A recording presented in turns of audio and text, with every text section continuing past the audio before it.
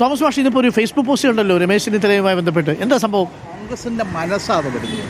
2001 ഞാൻ എറണാകുളത്ത് അസംബ്ലിയിലേക്ക് മത്സരിക്കുമ്പോഴാണ് അന്ന് സീറ്റ് കിട്ടാത്ത കുറേ കോൺഗ്രസ് തിരുതം പിടിച്ചിട്ടുണ്ടാണ്.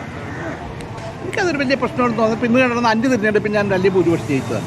എന്നെ പലപ്പോഴും വിളിക്കുന്നത് തിരുതത്വമെന്നാണ്. അത് സന്തോഷത്തോടെ ഞാൻ സ്വീകരിച്ചയാളാണ്. ഞാനൊരു ഷെയറിങ് കമ്മ്യൂണിറ്റി, ഞാനും മാക്സിമം ഷെയറിങ് കമ്മ്യൂണിറ്റിയാണ്. ഞങ്ങളെല്ലാവരും കൂട്ടി യോജിപ്പിക്കുന്നത്. അത് ഞങ്ങളുടെ സ്വഭാവം, ജന്മസിദ്ധമായ ഞങ്ങൾക്കൊരു സ്വഭാവം. ഇപ്പോൾ ഡൽഹിയിൽ എൻ്റെ അടുക്കളത്തോട്ടത്തിലുണ്ടാകുന്ന എല്ലാ പച്ചക്കറിയും അവിടെ പത്രപ്രവർത്തകരുണ്ട്. അങ്ങനെ അതുകൊണ്ട് ഞാൻ ഓൺ ചെയ്തു. ഞാൻ തിരുതത്വമെന്ന് പറഞ്ഞ സന്തോഷം. പക്ഷേ ഇന്നലെ രമേശിനെ പോലെ മുഖ്യമന്ത്രിയാകാൻ കച്ചകെട്ടി നടക്കുന്ന ഒരാൾ ഒരു സമൂഹത്തെയാണ് അപമാനിച്ചത്. എന്നെയല്ല അപമാനിച്ചത്, സമൂഹത്തെയാണ്. മത്സ്യത്തൊഴിലാളിയുടെ പുച്ഛമാണ് അയാൾക്ക്. കേരളത്തിൻ്റെ കാവൽക്കാരൻ എന്ന് നമ്മളെല്ലാം പറഞ്ഞ മത്സ്യത്തൊഴിലാളികൾ ഇതല്ലേ ഇപ്പം മീനെടുത്തിട്ട് ഇവിടെ എത്തില്ല.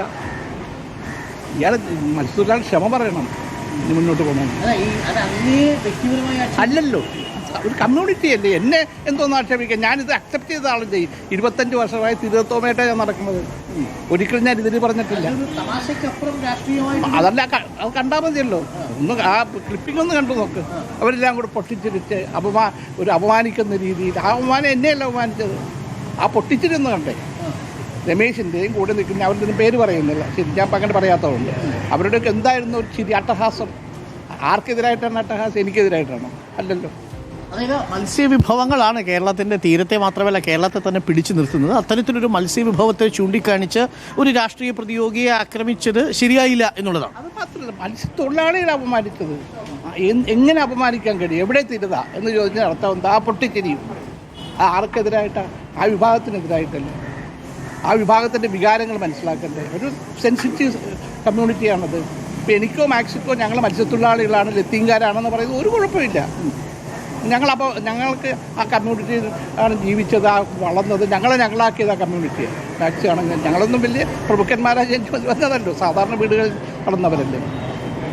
അപ്പം ഞങ്ങളെ സംബന്ധിച്ച് ആ കമ്മ്യൂണിറ്റിയിലാണെന്ന് പറയാൻ ഒരു ബുദ്ധിമുട്ടുമില്ല. രമേശ് ചെന്നിത്തല മാപ്പ് പറയണം എന്നാണോ താങ്കൾ പറയുന്നത്? ജനങ്ങളോട് മാപ്പ് പറയണം, മത്സ്യത്തൊഴിലാളികളോട് മാപ്പ് പറയണം. അല്ലെങ്കിൽ ജനങ്ങൾ അതിന് മറുപടി കൊടുക്കും. എന്നെയല്ല ഒരു മത്സ്യത്തൊഴിലാളി വിഭാഗത്തെ ആക്ഷേപിച്ചു എന്നുള്ളതാണ് ശ്രീ കെ വി തോമസ് ആരോപണം ഉന്നയിക്കുന്നത്. രമേശ് ചെന്നിത്തല മാപ്പ് പറയണമെന്ന് പറയുന്നു. അതിരിക്കട്ടെ, അപ്പോൾ ഭരണവിരുദ്ധ വികാരം ഇല്ല എന്നുള്ളതാണ്, ജയിച്ചു കയറും എന്നുള്ളതാണ് ഏറെക്കുറെ ഉറപ്പായിരിക്കുന്നത് അല്ലേ? ബാക്കി വിഷയങ്ങളൊന്നും, അതായത് സർക്കാർ, മുഖ്യമന്ത്രിയുടെ 10 വർഷക്കാലത്തെ ഭരണം, സ്വർണ്ണക്കൊള്ള, ഡീൽ ആരോപണങ്ങൾ, ഇവിടെ ഡീലുണ്ടോ യഥാർത്ഥത്തിൽ? ഇവിടെ അങ്ങനത്തെ ഒരു സംസാരമേ കൊച്ചിയിലില്ല. സ്വർണ്ണക്കൊള്ളയൊക്കെ പറയുമ്പോൾ അത് അവർക്കാണ് എതിരായിട്ട് വരുന്നത്, ഗവൺമെൻറ്റിനെതിരായിട്ട് വരുന്നതല്ലത്. വളരെ വ്യക്തമായി തെളിഞ്ഞാണല്ലോ.